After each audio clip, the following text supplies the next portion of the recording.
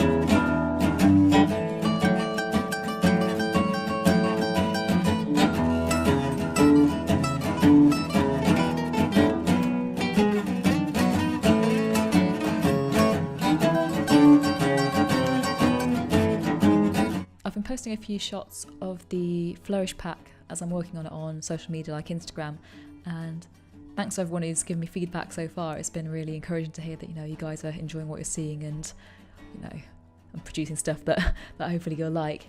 A few people have asked if I can show you like a work through of how I'm actually converting the scanned original chalk images into digital files like PNGs and EPS files for the pack, so that's what I thought I would do now. So I've got one of the flourishes here. This one's probably one of my favourites. It's quite a nice, simple but elegant one. And first thing I'm going to do is change the orientation. What I'm going to do now is create a few extra layers underneath. And I'm going to use a few really strong, bright colours, just so you can see that will allow me to see will provide quite a good contrast to any sort of little bits of the original image that I might not spot otherwise, which will become more apparent as I kind of work through this. But first thing I'm going to do is save this file so that I can just save easily as I go along. So the first thing I want to do is we need to isolate the chalk image from the background. And what I'm going to do for that is increase the contrast so the board and the chalk stand out, and then I'm going to merge the layers. So the first thing I'm going to do is start erasing sort of the bulk of this sort of the chalkboard background, and so we can see there we've already got a fairly clear chalkboard line, and if we just use a black background we can see a little bit more clearly where some of the bits need to be cleared up a bit more. And I think that'll do for now. Yeah. Next thing I'm going to do is add a hue saturation layer. So see the white, as we could see before with the change of background colour, you can see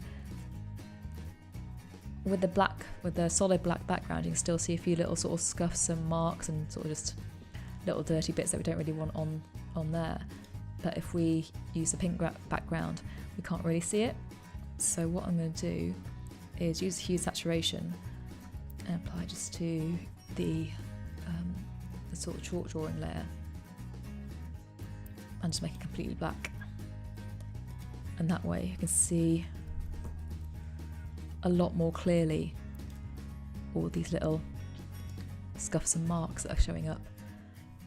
And then it's really just a case of getting the eraser tool and clearing those up.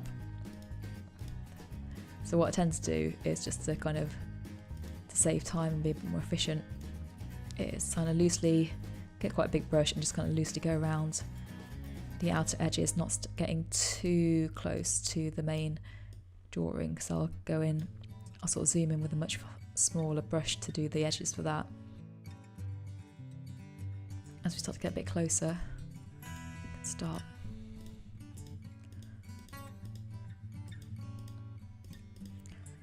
cleaning up these edges a bit. I'm going to get rid of that little chunky bit there because we want to keep the points and ends fairly sharp.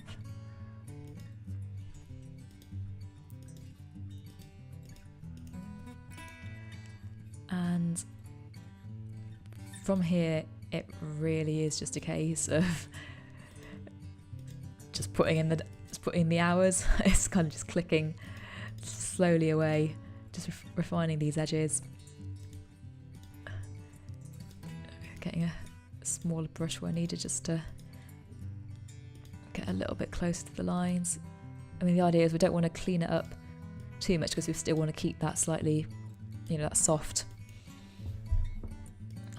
edge. Which has actually reminded me, one thing I do need to do is apply a slight blur filter, which softens up the image a little bit and makes it makes it less jagged looking, and it also makes it just a bit easier to kind of blend with backgrounds in Photoshop and any other image editing software that it might be using. So just being careful just to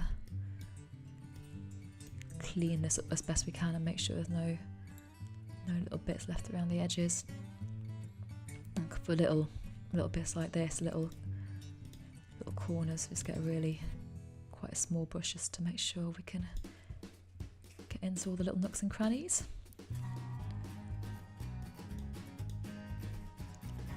She'll keep that little bit there because it adds a nice bit of texture.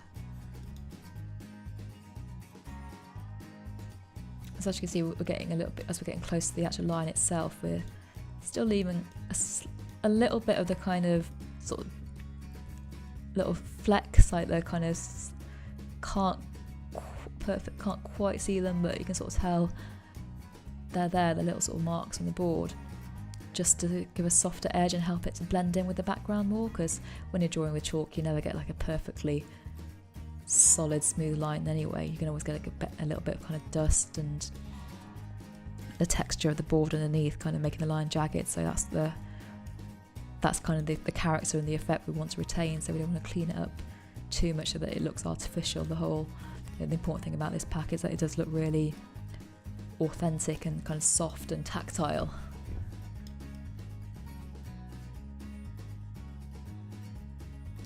And these bold backgrounds are really good for work like this when you need to have a high contrast. But when you stare at them for a long period of time, your eyes do go a little bit weird, so it is important to take kind of screen breaks as much as you can.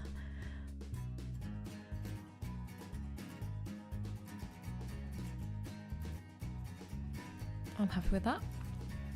Let's have a look. Oh God, my eyes have gone a bit weird there. I can't see any obvious bits that I've missed. Oh, I've got some down here. Some of the bit I'm trying to erase. I realise that's actually just a dirty patch on my screen that I might need to clear up.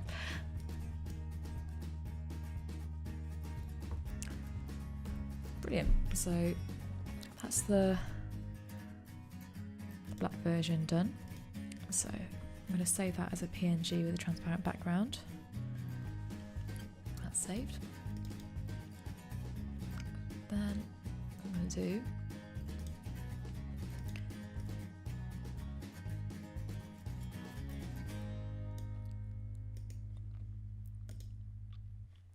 is use the hue and saturation to make that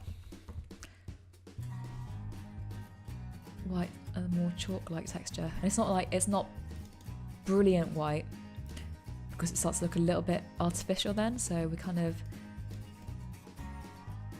keeping it a little bit kind of sort of slightly off-white greyish, so you get a little bit more of the variation within the chalk, which is what helps give it a bit of texture and just make it look a bit more real. And just testing that on the different backgrounds to see how they look. What I would suggest as well is when you're using these in Photoshop and they're completed, is to, especially on kind of vibrant backgrounds like this, if that's what you want to do, is just reduce the opacity slightly, so maybe about sort of between 80 and 90%, so let's go for like 85%. And maybe use a screen texture, and that will look a little bit better on sort of coloured backgrounds like this. But there will actually be a full-on video lesson on how to use the elements from this as well. So there'll be plenty of tips on how to use everything to create a realistic effect. So there'll be something slightly more thorough and well thought out, and than an off-the-cuff remark like that. Brilliant. So I'm happy with that for the white version. Get rid of the backgrounds.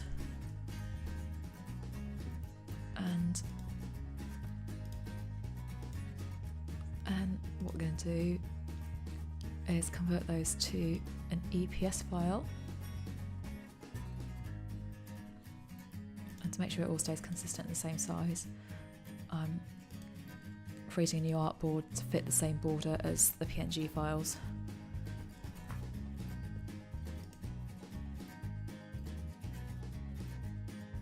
Brilliant, and that's one flourish. And also, what I will do is, whilst I've got this open, show you how it looks on one of the backgrounds. Let's use this one. So we have a nice realistic chalk background, and we'll use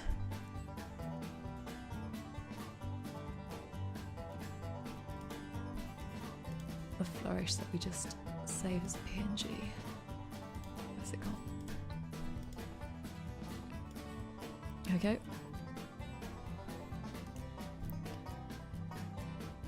So I'm going to just again reduce the opacity slightly so it blends in, and you can see that looks pretty authentic. Or I hope so anyway.